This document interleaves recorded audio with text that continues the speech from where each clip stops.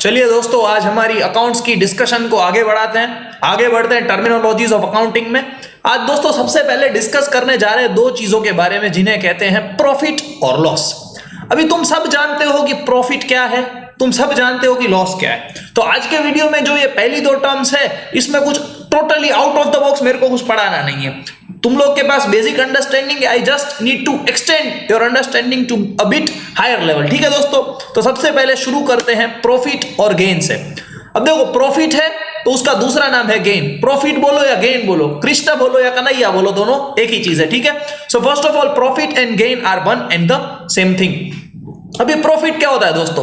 Profit ये होता है कि अगर मेरी इनकम ज्यादा है मेरे एक्सपेंसेस से, तो मैं क्या बोल सकता हूं कि मैंने प्रॉफिट किया। ठीक है दोस्तों, profit is made when incomes are more than expenses. ठीक है, अगर मेरी इनकम मेरे एक्सपेंसेस से ज्यादा है तो मैंने क्या किया? प्रॉफिट किया। जैसे कि फॉर एन एग्जांपल, अगर मेरी इनकम है 2 लाख रुपए और मेरे एक्सपेंसेस है 1 लाख रुपए, तो मेरा प्रॉफिट कितना हुआ दोस्तों? 2 lakh minus 1 lakh, then 1 lakh rupees is my profit. ये तो तुम सब जानते हो सर, ये तो हम सबको मालूम है, हमने सालों से पढ़ा है। ये तो कोई भी छोटा बच्चा है वो भी समझता है कि प्रॉफिट क्या होता है, इनकम माइनस एक्सपेंसेस। तो सर आगे और नया क्या पढ़ना है, तो वो समझाता। सबसे पहले ये बात करते हैं इनकम चीज की। अभी तुम लोग को याद हो ना, तो मैंने जो वीडियो करवाया था रिसिप्ट्स का, उसमें एक चीज बोली थी कि रिसिप्ट्स में पहले आता है रेवेन्यू रिसिप्ट्स, और वहां मैंने ऑब्लिक करके लिखा था इनकम, और बाजू में कैपिटल रिसिप्ट्स को अलग से लिखा था। वहां इनकम के बाजू में मैंने लिखा था अर्न, मतलब जो पैसा मैंने कमाया उसको क्या कहते हैं? मेरी इनकम। और इनकम का दोस्तों दूसरा नाम क्या है? रेवेन्यू रिसिप्ट्स या रेवेन्यू इनकम। और रेवेन्यू रिसिप्ट्स का दोस्तों मतलब क्या होता है? रेगुलर या डे टू डे इनकम। ठीक है, इनकम्स मीन द रेगुलर और day to day incomes of business, जिसे हम क्या कहते हैं? Revenue receipts. मतलब यहां जो इनकम है उसमें हमें सिर्फ किस चीज को लेना है? रेवेन्यू रिसिप्ट्स को ही लेना है। तो इसका दूसरा मतलब क्या हुआ कि कैपिटल रिसिप्ट्स को नहीं लेना है। ठीक है दोस्तों, और एक्सपेंसेस में भी तुम्हें याद हो तो पेमेंट्स में मैंने सबसे पहले लिखा था रेवेन्यू एक्सपेंसेस ऑब्लिक एक्सपेंसेस। मतलब ये जो एक्सपेंस है उसका दूसरा मतलब क्या होता है दोस्तों? इसका दूसरा मतलब होता है रेवेन्यू एक्सपेंसेस। तो एक्सपेंसेस में हमें सिर्फ क्या लेना है? Revenue expenses. और दोस्तों रेवेन्यू एक्सपेंसेस क्या होता है? रेगुलर और डे टू डे हमारे बिजनेस के खर्चे। एक्सपेंसेस मीन द रेगुलर और day to day expenses of business which are termed as revenue expenses. मतलब इनकम कौन सी लेनी है? रेगुलर या डे टू डे। एक्सपेंसेस कौन से लेने हैं? रेगुलर या डे टू डे। तो कौन सी इनकम नहीं लेनी है? एक्स्ट्रा ऑर्डिनरी, जिसको क्या कहते हैं? Capital income. और कौन से एक्सपेंसेस नहीं लेने? अनयूजुअल, जिसे क्या कहते हैं? Capital expenses. तो देखो, profit is equal to income minus expense, तो तुम सभी को आता है। तो अकाउंट्स में प्रॉफिट की फॉर्मूला क्या है? So profit as per accounts is revenue incomes minus revenue expenses. मतलब इनकम नहीं सिर्फ रेवेन्यू इनकम, और एक्सपेंसेस नहीं सिर्फ revenue expenses. So profit is equal to revenue incomes minus revenue expenses. मतलब प्रॉफिट है ना दोस्तों, वो हमारा जनरली रेगुलर जो बिजनेस होता है उसी का प्रॉफिट हम डिटरमाइन करते हैं। कि अपना जो बिजनेस है, समझ लो कि मेरा एक, समझ लो कि चॉकलेट का बिजनेस है, तो मैं चॉकलेट खरीदूंगा, चॉकलेट बेचूंगा, चॉकलेट सेलिंग के लिए मेरे सेल्समैन को सैलरी पे करूंगा, दुकान का रेंट पे करूंगा, फिर समझ लो इलेक्ट्रिसिटी का बिल पे करूंगा, और उसके बाद मेरे पास जो पैसा बच जाएगा उसे मैं अपना प्रॉफिट कहूंगा। तो यहां मैंने इनकम कौन सी काउंट की? बिजनेस की रेगुलर डे टू डे। और एक्सपेंसेस भी कौन से काउंट किए? बिजनेस के रेगुलर और डे टू डे। तभी मेरे को जो चीज मिलेगी ना, वो मेरा प्रॉपर बिजनेस का प्रॉफिट होगा। समझ में आ रहा है? अगर मैं यहां पे कैपिटल रिसिप्ट्स और कैपिटल पेमेंट्स को ले लूंगा तो पूरी जो इमेज है ना दोस्तों, वो डिस्टॉर्टेड हो जाएगी। जैसे कि मैं तुम लोग को एग्जांपल देता हूं। समझ लो कि इस साल मैंने 50 लाख रुपए की इनकम की। कितनी इनकम की? 50 लाख रुपए की। और मैंने टोटल समझ लो कि 40 लाख का एक्सपेंस किया। रेवेन्यू इनकम मेरी 50 लाख है और रेवेन्यू एक्सपेंसेस मेरे 40 लाख है। और आसान चीज समझाता हूं, समझ लो पूरे साल का मेरा सेल्स है 10 लाख रुपीस। वो एग्जाम्पल पिछला भूल जाओ। पूरे साल का सेल्स है मेरा 10 लाख रुपीस, और पूरे साल की परचेज है मेरी 5 लाख रुपए। तो मैंने कितना प्रॉफिट किया? सर 5 लाख रुपए। इस चीज में एक और नई चीज ऐड करता हूं। समझ लो इस साल मैंने अपनी एक जो दुकान है उसके बाजू वाली दुकान 25 लाख में खरीद ली, तो वो मेरा क्या हो गया? Capital expense. तो इस साल मेरी सेल्स 10 लाख है, परचेस 5 लाख है, और मैंने एक दुकान खरीदी 25 लाख में। तो तुम लोग क्या काउंट करोगे? सर आपका इस साल का खर्चा है ना 5 लाख प्लस 25 लाख यानी 30 लाख रुपए है, और इस साल की आपकी इनकम 10 लाख है, तो सर इस साल आपने लॉस किया है। क्या ये सही है? नो, इट्स नॉट राइट, क्योंकि जो 25 लाख रुपया खर्चा किया है उसके सामने मेरे को यार असेट मिल रही है, दुकान मिल रही है, जो मैं जिंदगी में उसको कभी भी यूज कर सकता हूं, उसको कभी भी बेच सकता हूं, वो मेरा पैसा फोकट नहीं हो गया है। तो अगर मैं कैपिटल एक्सपेंसेस को इसमें ट्रीट करूं तो ये चीज गलत है। दूसरा एग्जांपल देता हूं, समझ लो कि इस साल मैंने ट्यूशन क्लासेस में total 30 lakh rupees tuition fees earn की। कितनी? 30 लाख रुपीस। और समझ लो कि मेरे पास पिछले साल की भी फीस वगैरह है और मेरे पास पुरानी सेविंग्स है, उससे मैंने 50 लाख रुपए के ट्यूशन क्लासेस परचेस किए। 30 लाख की मेरे को फीस मिली, सामने मैंने 50 लाख रुपए में एक क्लासेस की बिल्डिंग परचेस की। ठीक है, तो मैंने क्या किया इस साल? सर आपने लॉस किया। अरे नहीं, ऐसा थोड़ी होता है। मैंने 30 लाख कमाया, ये 1 रुपए का खर्चा नहीं किया। ये जो 50 लाख का मैंने खर्चा किया, it is a capital expense of mind, जिसके सामने मेरे को असेट मिला है। तो ये मेरे प्रॉफिट लॉस की काउंटिंग में नहीं आएगा। मेरी प्रॉफिट में क्या आएगा? से जो मेरी ट्यूशन फीस है 30 लाख, वही आएगा। सामने मेरे रेगुलर एक्सपेंसेस ही माइनस होंगे, जैसे कि लाइट बिल है, सैलरी है, रेंट है, वही सब माइनस होगा। बाकी प्रॉपर्टी में परचेस करूं वो कभी भी इसमें से माइनस होगा नहीं। Getting my point? दूसरा एग्जांपल देता हूं, समझ लो कि इस साल मैंने 0 रुपए का बिजनेस किया, कुछ सेलिंग ही नहीं किया, और पूरे साल का मैंने बिजनेस में 3 लाख का खर्चा किया। ठीक है, 3 लाख का खर्चा किया, कुछ इनकम नहीं कमाई, और eight the end of the year मैंने 5 लाख की बैंक से लोन ले ली। तो क्या इस साल मैंने कुछ प्रॉफिट किया? कुछ लोग बोलेंगे सर 5 लाख आपकी रिसिप्ट हुई, 3 लाख आपका एक्सपेंस हुआ, तो आपने 2 लाख रुपया कमाया। अभी ये तो एग्जांपल तुम सबके दिमाग में बैठ गया होगा कि दिस इज नॉट फिजिबल। तो कैपिटल रिसिप्ट को भी नहीं लेना है, कैपिटल एक्सपेंस को भी नहीं लेना है, सिर्फ क्या लेना है? रेगुलर इनकम और रेगुलर एक्सपेंस। तभी ही बिजनेस का रेगुलर प्रॉफिट जो है वो हमें मिल पाएगा दोस्तों। ठीक है, So capital receipts and capital expenses are not considered in calculating profit. इसे हमें क्या करना है दोस्तों? कंप्लीटली इग्नोर करना है। We have to forget this thing. हमें सिर्फ रेवेन्यू एक्सपेंसेस और सिर्फ रेवेन्यू इनकम्स की ही बात करनी है। So this is profit or gain for you. अभी दोस्तों जिंदगी में सब कुछ अच्छा नहीं होता। समझ लो कि तुमने पुण्य ज्यादा किए, पाप कम किए, तुम्हें स्वर्ग में जाने मिलेगा, जिसे क्या कहते हैं हमारी अकाउंट्स की भाषा में? प्रॉफिट। अगर तुम्हारी इनकम ज्यादा है, तुम्हारे एक्सपेंसेस कम है, then it is a profit for you. लेकिन अगर दोस्तों तुमने जिंदगी में बहुत सारे पाप किए हैं, बहुत कम पुण्य किए हैं, तो तुम्हें कहां जाना पड़ेगा? नरक में। और अकाउंट्स में नरक क्या होता है दोस्तों? लॉस। तो लॉस कब होगा? जब तुम्हारे एक्सपेंसेस ज्यादा होंगे तुम्हारी इनकम से। तो तुमने क्या किया दोस्तों? Loss. Loss is made when expenses are more than income. अगर तुम्हारे एक्सपेंसेस तुम्हारी इनकम से ज्यादा है तो तुमने क्या कर दिया? लॉस। समझ लो कि तुम्हारी इनकम है 2 लाख और एक्सपेंसेस है 4 लाख, तो तुम्हारा 2 लाख का क्या हो गया दोस्तों? लॉस। ठीक है, लॉस हो सकता है बिजनेस में, ऐसा नहीं है नहीं होता है। Loss is equal to expenses minus income. Profit की फॉर्मूला क्या थी? Income minus expense. इसकी क्या हो गई? Expenses minus income. यहां तक तो हमने पढ़ा था। अब दोस्तों जहां जो जो प्रॉफिट में पड़ा है वही का वही लॉस में अतः आएगा, कुछ फर्क नहीं होगा उसमें। देखो एक्सपेंसेस कौन से लेने हैं? Regular day to day expenses, मतलब revenue expenses. Expenses mean the regular और day to day expenses of business which are termed as your revenue expenses. मतलब बिजनेस के जो रेगुलर खर्चे हैं उन्हीं को काउंट करना है। तो इनकम भी कौन सी काउंट करनी है? रेगुलर और डे टू डे इनकम को ही काउंट करना है। इनकम्स मीन द रेगुलर और day to day incomes of business, जिसे हम क्या कहते हैं? Revenue receipt. ये वही का वही कॉन्सेप्ट है दोस्तों जो हमने प्रॉफिट में पढ़ा है, कुछ इसमें नया नहीं है। सो लॉस, अकाउंट्स के हिसाब से लॉस क्या होगा? Revenue expenses minus revenue incomes. Expense कौन सा? Revenue expense. और इनकम भी कौन सी? Revenue income. कौन सा एक्सपेंस नहीं लेने का? Capital expense. और कौन सी इनकम नहीं लेने की? कैपिटल रिसिप्ट्स, और ठीक है उनको नहीं लेना है। So loss is equal to revenue expenses minus revenue income. Business के रेगुलर खर्चों में से बिजनेस की रेगुलर इनकम को ही हमें माइनस करना है। Capital expenses and capital receipts are not considered in calculating loss. इन दोनों चीजों को हमें क्या करना है? इग्नोर, जैसे कि हम प्रॉफिट और गेन में भी इग्नोर करते थे।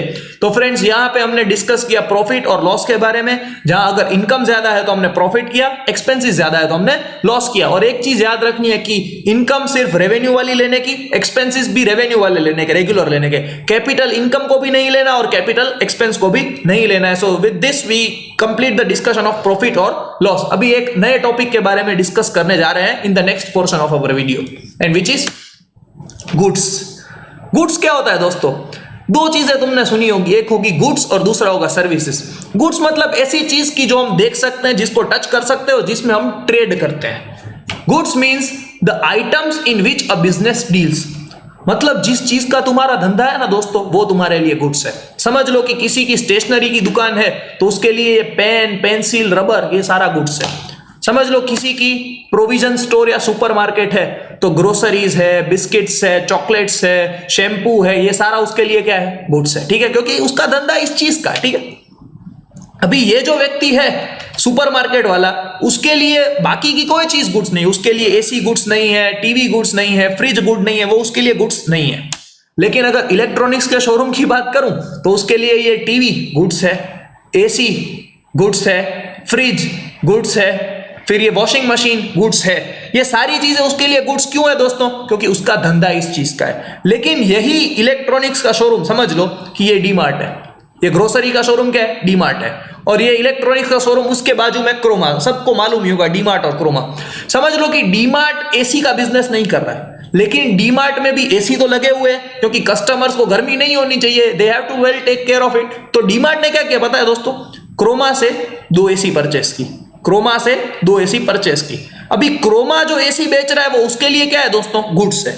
लेकिन डीमार्ट ये 2 एसी खरीद रहा है, क्या डीमार्ट ये 2 एसी बेचने के इंटेंशन से परचेस कर रहा है या यूज करने के इंटेंशन से परचेस कर रहा है? सर, यूज करने के इंटेंशन से परचेस कर रहा है। तो फिर इन दैट केस डीमार्ट के लिए ये जो 2 एसी है वो गुड्स है या नहीं है? सर नहीं है। क्यों? क्योंकि DMart is not dealing in these goods but Croma is dealing in this goods. तो क्रोमा ने जो 2 एसी बेची वो क्रोमा के लिए क्या है दोस्तों, गुड्स। लेकिन डीमार्ट ने वो 2 एसी परचेस करके अपने स्टोर में लगा दी, then it is not goods for DMart. क्यों? क्योंकि डीमार्ट का धंधा एसी का नहीं है। लेकिन अगर दोस्तों डीमार्ट ने ब्रिटानिया से बिस्किट्स परचेस किए, कैडबरी से डेयरी मिल्क सिल्क परचेस की, तो वो उसके लिए गुड्स है। क्यों? क्योंकि उसका धंधा उस चीज का है। समझ में आ रहा है? मतलब जो चीज क्रोमा के लिए दोस्तों क्या है, गुड्स, वही चीज डीमार्ट के लिए क्या हो गई, असेट हो गई। क्यों? क्योंकि एसी जो उसके पास है वो बहुत सालों तक चलेगी। It is owned by DMart and it has an economic value. तो ये एसी डीमार्ट के लिए क्या हो गई, असेट, और वही एसी क्रोमा के लिए क्या है दोस्तों, गुड्स। गुड्स और असेट दोनों में एक क्लियर बाइफर्केशन है जो दिमाग में एकदम क्लियर रख देना। जिस चीज का मेरा धंधा है वो मेरे लिए गुड्स है, उसके अलावा कोई भी मेरे पास चीज पड़ी है तो वो मेरे लिए क्या है, असेट है। समझ में आ रहा है? थर्ड एग्जांपल, ये इंडियन ऑयल का पेट्रोल पंप है, ठीक है। यहां पे बहुत सारा पेट्रोल स्टोर करा हुआ होगा अंडरग्राउंड टैंक्स में। तो ये जो पेट्रोल है वो इंडियन ऑयल के लिए दोस्तों क्या है, गुड्स है। वो अगर किसी भी व्यक्ति को ये बेच रहा है then it is selling goods. Purchase कर रहा है तो वो भी गुड्स परचेस कर रहा है, ठीक है। ये कार का शोरूम है, समझ लो कि this is the showroom of KD Motors Bhuj. समझ लो कि एक एग्जांपल के लिए केडी मोटर्स भुज का ये शोरूम है। ये सारी जो कार्स पड़ी है, केडी मोटर्स का बिजनेस है इन कार्स को बेचना। तो केडी मोटर्स अगर ये कार को खरीद रहा है, बेच रहा है, तो उसके लिए ये क्या है, उसके लिए ये सब कुछ गुड्स है। लेकिन अगर मेरे जैसा कोई व्यक्ति जिसका बिजनेस कार का नहीं है वो कार परचेस कर रहा है तो उसके लिए ये क्या हो गया, असेट हो गया। The thing which is goods for KD Motors becomes asset for Concept Academy। क्यों? क्योंकि Concept Academy का धंधा ये कार को बेचना नहीं है। तो इस सारी डिस्कशन से हम समझे क्या कि जिस चीज का मेरा बिजनेस है वो मेरे लिए गुड्स है। उसके अलावा अगर कोई भी चीज मैं खरीद रहा हूं तो वो मेरे लिए दोस्तों क्या है, या तो मेरे लिए वो एक्सपेंस है या तो वो मेरे लिए असेट है। It is never goods for me. Goods वही चीज होगी जिस चीज का हमारा धंधा होगा, उसके सिवाय कोई भी चीज हमारे लिए गुड्स होगी नहीं। तो गुड्स के बेसिस पर से 3 चीजें आएंगी, परचेस, सेल्स और स्टॉक। दोस्तों हम परचेज हमेशा गुड्स का करेंगे, सेल्स भी हमेशा गुड्स का करेंगे, और हमारे पास जो स्टॉक पड़ा रहेगा वो भी हमेशा गुड्स का होगा। अगर हम गुड्स के सिवाय किसी चीज की परचेस कर रहे हैं तो वो हमारे लिए परचेस नहीं है। जैसे कि फॉर एन एग्जांपल, अगर डीमार्ट कैडबरी परचेस कर रहा है तो वो उसके लिए परचेस है। क्यों? क्योंकि वो उसके लिए गुड्स है। अगर डीमार्ट मैगी परचेस कर रहा है तो वो उसके लिए गुड्स है। क्यों? क्योंकि वो उसके लिए परचेज है। Why? Because it is goods for it. अगर वो क्रोमा से 2 एसी अपने स्टोर में लगाने के लिए परचेस कर रहा है then it is not purchase for DMart. Why? Because first of all in the first instance it is not goods for DMart. तो अगर वो डीमार्ट के लिए गुड्स है then and only then it can qualify as a purchase for DMart. समझ में आ रहा है? Getting my point? अगर ये शोरूम है जो केडी मोटर्स का या किसी कार डीलर का, अगर वो अपने लिए 4 एसी परचेस कर रहा है लगाने के लिए तो वो उसके लिए परचेस है या नहीं है? नहीं सर। क्यों नहीं है? क्योंकि उसका धंधा एसी का नहीं है। अगर वो चीज तुम्हारे लिए गुड्स है तभी ही वो तुम्हारे लिए परचेज हो सकती है, तभी ही वो तुम्हारे लिए सेल्स हो सकती है, और तभी ही वो तुम्हारे लिए स्टॉक हो सकती है। Otherwise it can not be purchase, sales और stock for you. Purchase will always be of goods, sales also will be of goods and stock always will be of goods. ये चीज एकदम दिमाग में सेट कर देना, ठीक है। First of all coming to purchases, purchases मतलब हमने कुछ खरीदा, सर कुछ नहीं, गुड्स खरीदा, ये चीज दिमाग में बैठा देना, कुछ मत बोलना। परचेज में क्या बोलना, हमने गुड्स परचेज की, और गुड्स का मतलब क्या होता है, जिस चीज का हमारा धंधा है, मतलब हम जिस चीज का धंधा कर रहे हैं वो हमने परचेज की तो हमारे लिए परचेज। उसके सिवाय हमने कुछ भी एरे गेरे चीज का परचेज किया, then it will not be treated as purchase for us from the angle of accounting. Purchase is always of goods, उसके सिवाय किसी भी चीज का तुम परचेस करो तो वो तुम्हारे लिए परचेस नहीं है। समझ लो मैंने अगर डीमार्ट ने 2 एसी परचेस की तो उसके लिए वो परचेस नहीं है, क्यों? क्योंकि वो उसके लिए गुड्स नहीं है। Purchase of assets is not included in purchases, वो अलग चीज हो गई क्योंकि वो असेट खरीद रहे हो। गुड्स की ही परचेस को हम क्या करेंगे, परचेस। गुड्स के सिवाय किसी भी चीज की परचेस को हम परचेस कहेंगे नहीं दोस्तों। देन कम्स सेल्स, सेल्स मतलब हमने कुछ भी बेचा, सर कुछ भी मत बोलो, सेल्स मतलब हमने बिजनेस के गुड्स को बेचा, और गुड्स यानी हमारा जिस चीज का धंधा है, तो हम जिस चीज का धंधा करते हैं वही बेचेंगे तो ही हम उसको क्या मानेंगे, सेल्स। कोई असेट बेचेंगे, मशीन बेचेंगे, प्रॉपर्टी बेचेंगे, then it will not be treated as our sales. Sales is always of goods. Sale of assets is not included in sales, मतलब गुड्स के सेल्स के सिवाय किसी और चीज का सेल्स किया तो वो तुम्हारे लिए सेल्स नहीं है। समझ लो कि मेरे ट्यूशन क्लासेस में एक पुराना एसी लगा पड़ा है, वो अभी बेकार हो गया तो मैं उसको बेच दे रहा हूं, तो वो क्या मेरे लिए सेल्स है? नहीं सर। क्यों? क्योंकि सर आपका बिजनेस ट्यूशन क्लासेस है, आपका बिजनेस एसी बेचना नहीं है, it is not goods for you, so it can never be sales for you. लेकिन क्रोमा एसी बेच रहा है तो उसके लिए गुड्स है, इसलिए उसके लिए वो क्या हो गया दोस्तों, सेल्स हो गया। Getting my point? So this is purchase, sales. Now comes closing stock. समझ लो कि मैंने पूरे साल में, समझ लो मेरी स्टेशनरी की दुकान है और मैं सिर्फ कैलकुलेटर का बिजनेस कर रहा हूं। समझ लो कि मैंने पूरे साल में 100 कैलकुलेटर परचेस किए, उसमें से मैंने पूरे साल में 80 कैलकुलेटर्स को सेल कर दिया। तो eight the end of the year मेरे पास 20 कैलकुलेटर पड़े रहेंगे। क्या मैं उसको फेंक दूंगा, गरीबों में बांट दूंगा? ऐसा तो कोई करने वाला नहीं है। तो जो 20 कैलकुलेटर मेरे पास at the end of the year unsold पड़े, जो बिके नहीं है, वो मेरा क्या है दोस्तों, स्टॉक है। वो मेरी दुकान में जो माल पड़ा है, जिसका कलेक्शन ऑफ स्टॉक, उसको क्या कहते हैं, क्लोजिंग स्टॉक। क्लोजिंग मतलब जो eight the end of the year तुम्हारे पास हो, उसको क्या कहा जाता है, क्लोजिंग स्टॉक।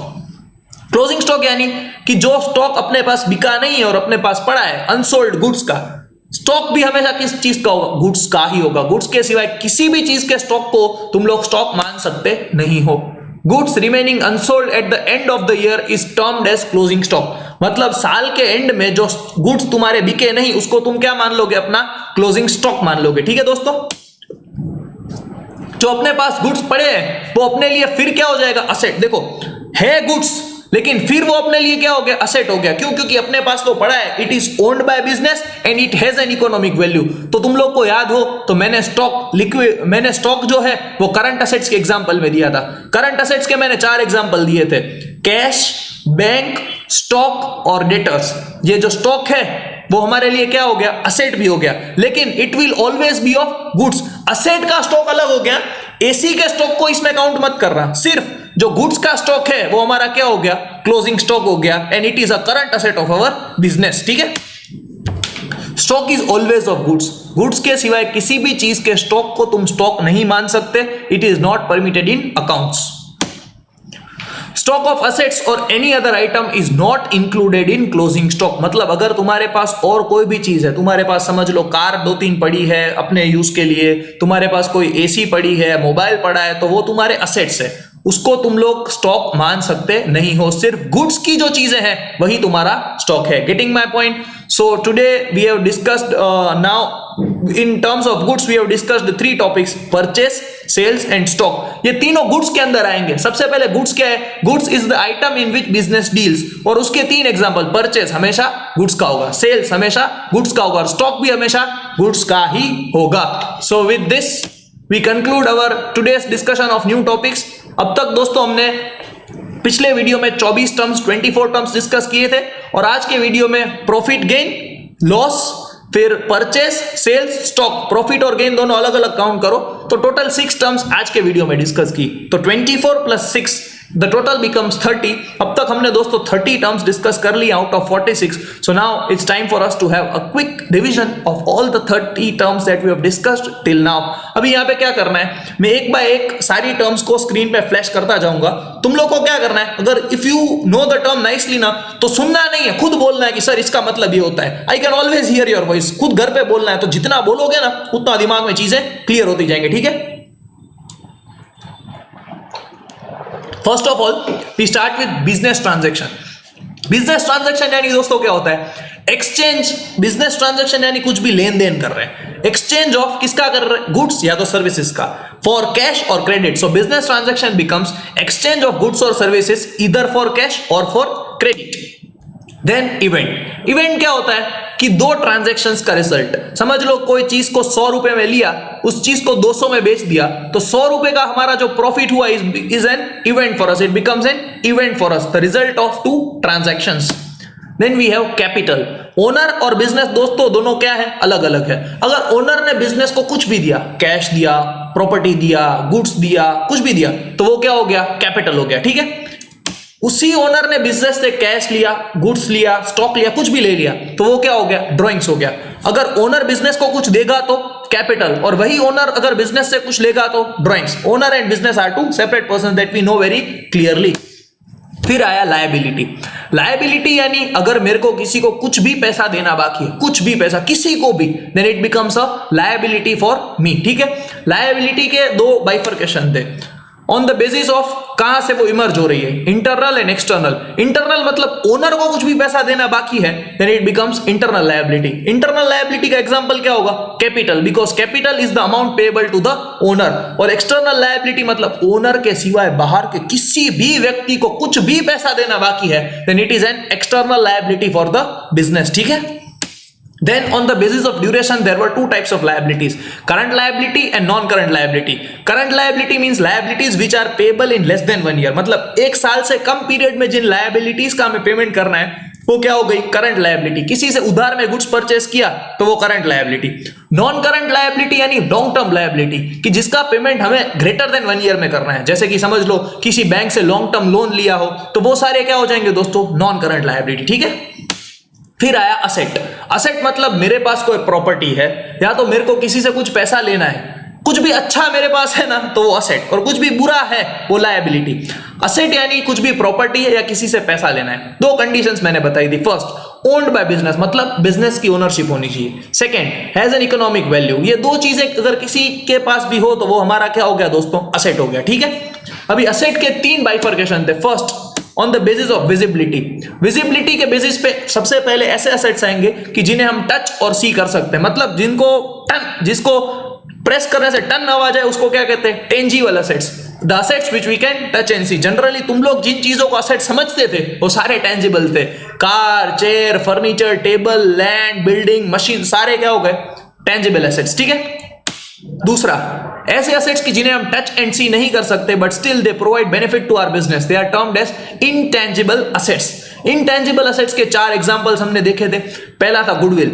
गुडविल मतलब अपना name, fame and reputation in the market, कि जिसकी वजह से हमारे पास कस्टमर्स खुद आ रहे हैं और दूसरे लोग जो कमा रहे हैं उससे हम ज्यादा पैसे कमा रहे हैं, वो अपनी क्या हो गई, गुडविल हो गई। दूसरा, ट्रेडमार्क। ट्रेडमार्क मतलब मेरी ब्रांड का नेम है, एडिडास है, रिबॉक है, वो इतना प्रेशियस है कि उस नाम से लोग खरीदने आ रहे हैं चीजें, तो वो कोई कॉपी ना कर पाए, उसके लिए क्या आता है, ट्रेडमार्क, ठीक है। तीसरा आता है कॉपीराइट। अगर मैंने कोई बुक लिखी, कोई म्यूजिक कंपोज किया, कोई मूवी प्रोड्यूस की, तो कोई उसकी कॉपी ना कर पाए, उसके लिए क्या होता है, कॉपीराइट।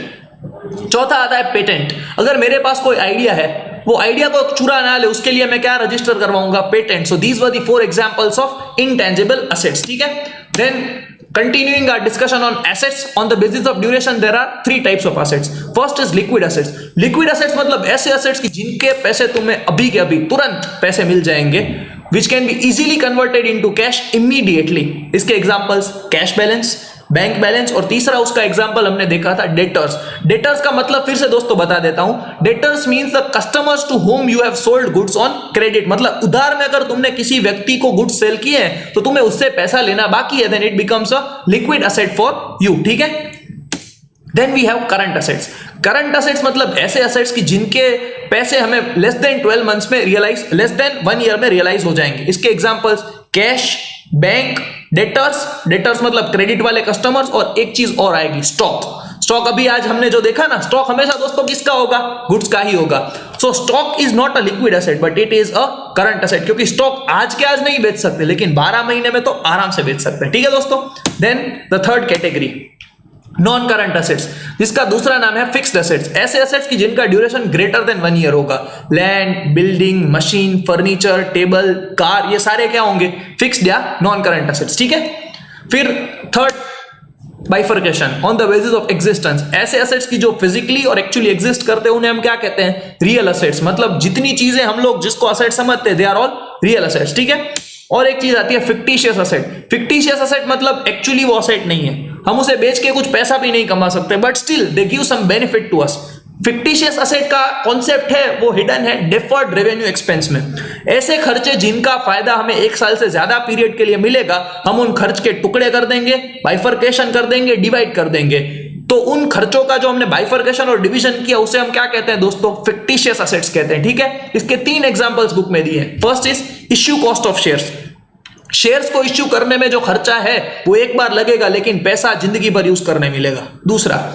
दूसरा है प्रिलिमिनरी एक्सपेंसेस, मतलब ऐसे एक्सपेंसेस जो कंपनी को चालू करने के लिए हमें करने पड़ते हैं। कंपनी चालू एक बार होगी, चलती लॉन्ग टर्म तक रहेगी। तीसरा है discount on issue of debentures. एक बार भले डिस्काउंट देकर नुकसान कर लिया लेकिन पैसा लॉन्ग टर्म तक यूज करने मिलेगा। ठीक है। Then we switched over to receipts. Receipts मतलब किसी से कुछ भी पैसा रिसीव किया तो उसको क्या कहते हैं? रिसीट्स कहते हैं। ठीक है। उसके 2 टाइप्स थे, रेवेन्यू रिसिप्ट्स और इनकम। जो भूल गए थे ना आज के वीडियो के स्टार्टिंग के पॉइंट देख लो, revenue receipts is equal to income, मैंने तभी भी लिखा था। इनकम यानी कुछ कमाया, और क्या कमाया? Revenue receipts. मतलब जो regular day to day business की इनकम है ना, वही हमें इनकम में काउंट करनी है, वही हमारे लिए रेवेन्यू रिसिप्ट्स होंगी। कैपिटल रिसिप्ट्स मतलब कुछ अनयूजुअल, इनफ्रीक्वेंट जो पैसा मिला which is not related to our business, उसे हम क्या कहेंगे? Capital receipts. उसके एग्जांपल, कोई असेट सेल करके जो पैसा मिला it will not be treated as our revenue receipt और इनकम। अगर हमने बैंक से लोन लिया तो पैसा मिला but it is not our income. ठीक है। तो capital receipts will never be treated as income and they will never be treated in calculation of profit और लॉस। ठीक है। फिर आया payments. Payments is derived from the word pay. अगर किसी को कुछ भी पैसा दिया then it will be treated as our payment. ठीक है। उसके 3 bifurcation. Revenue expenses is equal to expenses, मतलब हमारा खर्चा क्या है? सिर्फ रेवेन्यू एक्सपेंसेस, जो regular day to day business के एक्सपेंसेस है कि जो बिजनेस को चलाने के लिए जरूरी है। परचेस किया गुड्स का, सर्विसेज का परचेस किया, लाइट बिल पे किया, टेलीफोन बिल पे किया, सैलरी पे किया, वो सारा ही हमारा रेवेन्यू एक्सपेंसेस में आएगा। And only revenue expenses will be treated as our expenses and they will be the only one which will be treated in the calculation of profit और loss. Capital expenses यानी बड़े खर्चे के जिसके through हमें कोई असेट मिल रहा है या जो regular day to day business activities से कनेक्टेड नहीं है। समझ लो कोई मशीन परचेस की, बिल्डिंग परचेस की, तो वो हमारे एक्सपेंसेस नहीं है, उसके सामने दोस्तों हमें एक असेट भी मिल रही है। So they will not be treated as expense and they are not considered in calculation of profit और लॉस। ठीक है। इसके एग्जांपल्स क्या है कि हमने कोई असेट परचेस किया या तो कोई बैंक से लोन लिया था, उसको बैंक को लोन रीपे कर दिया। ठीक है।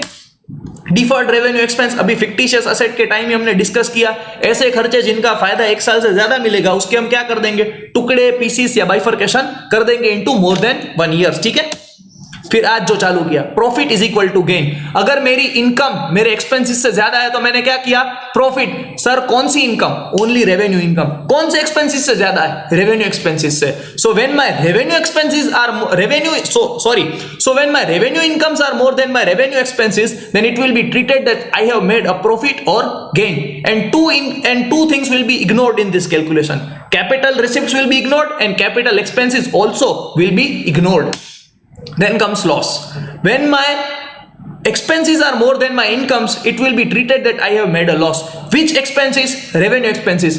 Compared to which incomes? Revenue incomes. So to be a bit precise, when my revenue expenses are more than my revenue incomes, then it will be treated that I have made a loss. I will ignore capital expenses and capital receipts in the calculation of loss as well. ठीक है। फिर बात की goods की। Goods यानी ऐसी चीज की जिस चीज का मैं धंधा करता हूं। The thing in which I deal will be treated as goods for me. Everyone can have separate types of goods. मतलब हर व्यक्ति के लिए गुड्स अलग अलग हो सकते हैं. इलेक्ट्रॉनिक्स वाले के लिए गुड्स अलग, स्टेशनरी वाले के लिए गुड्स अलग, सुपरमार्केट के लिए गुड्स अलग. Goods for everyone can have a different meaning. ठीक है, तो परचेज, सेल्स और स्टॉक, तीन चीजें गुड्स में से इमर्ज हो रही है. और इन तीन चीजों में हर चीज हमेशा किसकी होगी? गुड्स की ही होगी.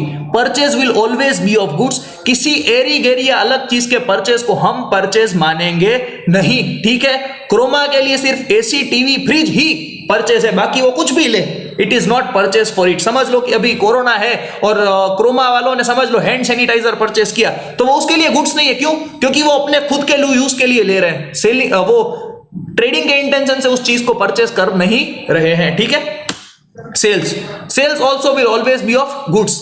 जिस चीज का हमारा धंधा है वही हमारे लिए सेल्स है. पेट्रोल पंप के लिए सेल्स हमेशा सिर्फ किस चीज का होगा? सिर्फ पेट्रोल या डीजल का. उसके सिवाय किसी चीज के सेल्स को पेट्रोल पंप सेल्स मानेगा नहीं. परचेस ज्यादा हो गई, सेल्स कम हुई, तो बाकी जो पड़ा रहेगा वो हमारा क्या हो गया? स्टॉक. वो भी हमेशा किसका होगा? गुड्स का होगा. असेट का, जो हमारे पास असेट्स पड़े वो हमारा स्टॉक माने जाएंगे नहीं. जो हमारे पास गुड्स बच गए वो हमारा स्टॉक होगा. ठीक है दोस्तों, तो अब तक हमने ये 30 टर्म्स को डिस्कस किया है. With this we conclude our today's session and today's discussion. Total 30 terms have been completed till now. For any doubts, anytime, every time, you can feel free to text me, call me. I am always there to help you out. A test of these terms, an important announcement, a test of these terms will be taken today. So stay tuned in the group for updates. I will be sending you a message that with what medium and in what manner today's test will be taken. So with this, we conclude our today's session. Thank you very much for your patient hearing. We'll meet you soon. Thank you very much.